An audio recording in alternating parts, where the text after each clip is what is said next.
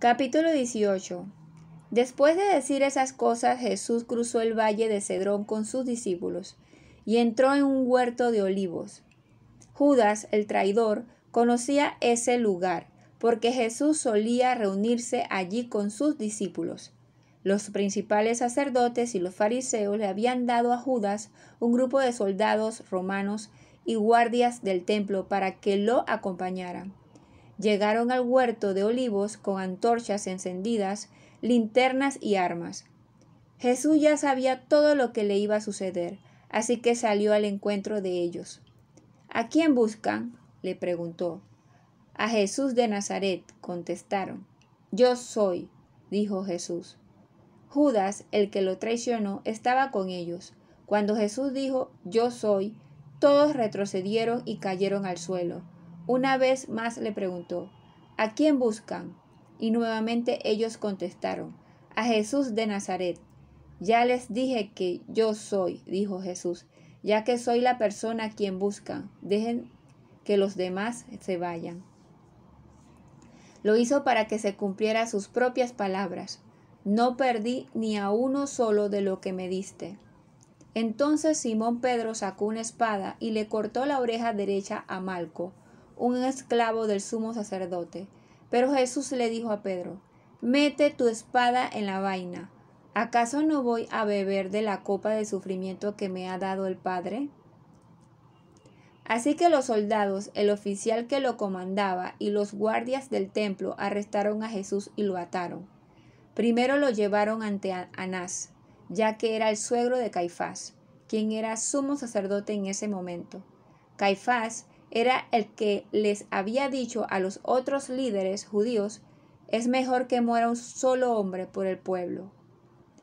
Simón Pedro y otro discípulo siguieron a Jesús. Ese otro discípulo conocía al sumo sacerdote, así que le permitieron entrar con Jesús al patio del sumo sacerdote. Pedro tuvo que quedarse afuera, junto a la puerta. Entonces el discípulo que conocía al sumo sacerdote habló con la mujer que cuidaba la puerta, y ella dejó entrar a Pedro. La mujer le preguntó a Pedro, ¿no eres tú también uno de los discípulos de ese hombre? No, le contestó Pedro, no lo soy. Como hacía frío, los sirvientes de la casa y los guardias habían hecho una fogata con carbón. Estaban allí de pie, junto al fuego, calentándose, y Pedro estaba con ellos, también calentándose. Adentro el sumo sacerdote comenzó a interrogar a Jesús acerca de sus seguidores y de lo que les había estado enseñando. Jesús contestó, todos saben lo que enseño. He predicado con frecuencia en las sinagogas y en el templo, donde se reúne el pueblo. No he hablado en secreto. ¿Por qué me haces a mí esa pregunta? Pregúntales a los que me oyeron. Ellos saben lo que dije. Entonces uno de los guardias del templo que estaba cerca le dio una bofetada a Jesús. ¿Es esa la forma de responder al sumo sacerdote?, preguntó. Jesús contestó, si dije algo indebido, debes demostrarlo, pero si digo la verdad, ¿por qué me pegas? Entonces Anás ató a Jesús y lo envió a Caifás, el sumo sacerdote. Mientras tanto, como Simón Pedro seguía de pie junto a la fogata calentándose, volvieron a preguntarle, ¿no eres tú también uno de sus discípulos? No lo soy, negó Pedro. Pero uno de los esclavos del sumo sacerdote, pariente del hombre al que Pedro le había cortado la oreja, preguntó, ¿no te vi en el huerto de olivo con Jesús?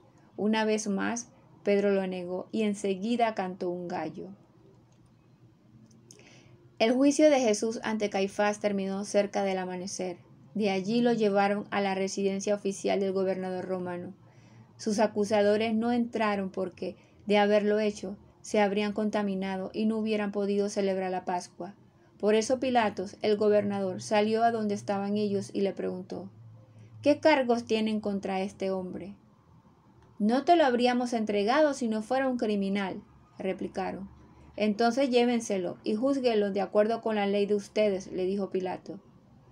Solo los romanos tienen derecho a ejecutar a una persona, respondieron los líderes judíos. Con eso se cumplió la predicción de Jesús acerca de la forma en que iba a morir.